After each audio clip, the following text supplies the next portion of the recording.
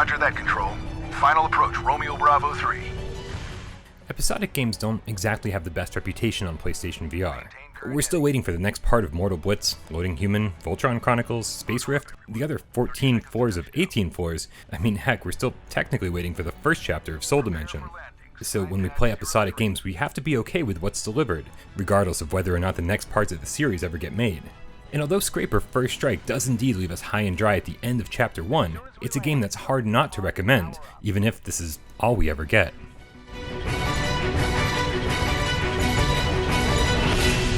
Stay safe, and remember, the HRF is with you.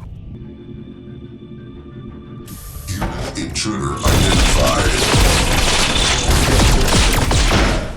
The cyberpunk dystopian future of Scraper is pretty typical of the genre, with an outwardly generic humans versus the sentient AI story, which I'll get back to in a minute, but for now let's cut to the chase, because for me, enjoying Scraper was all about mastering the controls. You can play with the DualShock 4, aim, dual move controllers, and the 3D rudder, and once you're able to maneuver your little one-man hoverpod around like a pro, the game takes a pretty awesome turn.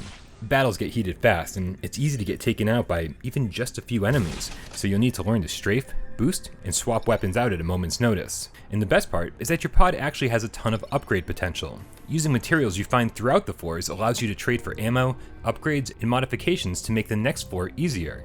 And if you find yourself dying over and over like I did, it's time to go back to a previous floor and grind until you have what you need to craft upgrades for your shields, weapons, or even new abilities.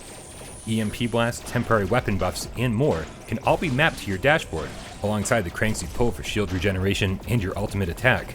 And interacting with these by physically grabbing them, rather than just pushing a button on a controller, is extremely satisfying. Destruction imminent.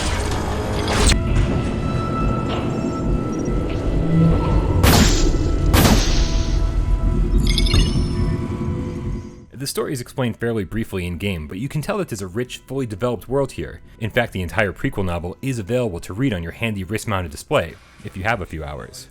But story segments are so few and far between that you'll be wishing more of it was delivered through more traditional means, like cutscenes or communications, though it's enough to know that humans have secured the landing pad of a robot-controlled skyscraper, and you have to take it down level by level, until finally destroying the reactor about 6 floors deep.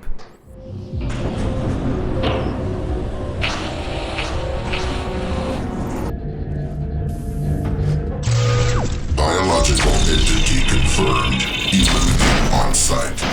The game itself takes about 5 or 6 hours to beat, depending on your skill level, and I have to say that it took me hours to get into this one. It's all a little too formulaic. Start a level, kill the bad guys, hit up a control terminal, kill more bad guys, hit up another control terminal, bad guys, control terminal, bad guys, control terminal, wash, rinse, and repeat. But Scraper eventually got its hooks into me, causing me to restart the game on a harder difficulty immediately after seeing the credits roll. And yes, First Strike does indeed end on a cliffhanger, leaving us patiently waiting for Chapter 2. But looking forward to even more PSVR games isn't something I'm willing to complain about.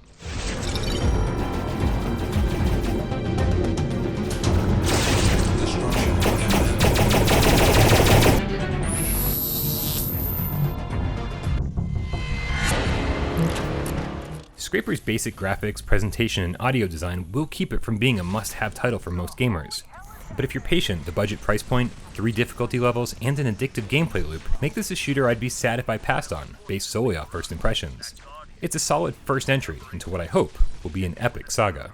He has a plasma tempest attack. Move it or you'll be fried!